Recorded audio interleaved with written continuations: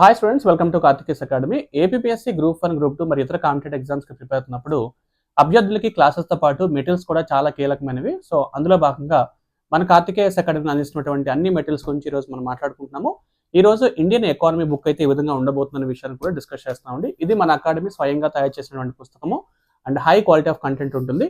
ఒకసారి ఇండెక్స్ అవుతానండి. సో ఇది బోత్ తెలుగు మరియు ఇంగ్లీష్ మీడియంలో అవైలబిలిటీగా ఉంటుంది. మీకు ఈ సాఫ్ట్ కాపీ పర్చేస్ చేయాలనుకుంటే డిస్క్రిప్షన్ లింక్ ఉంటుంది, డైరెక్ట్గా పర్చేస్ చేసుకోవచ్చు.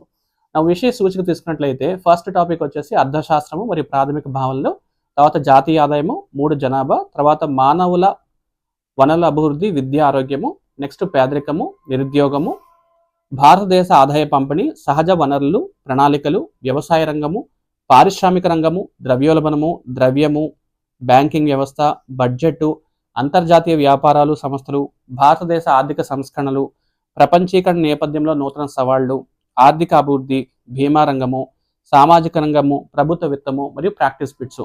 ఈ విధంగా ప్రతి టాపిక్ అయిపోయిన తర్వాత కొన్ని ప్రాక్టీస్ బిట్స్ కూడా పెట్టడం జరిగింది, ప్రీవియస్ ఇయర్ క్వశ్చన్స్.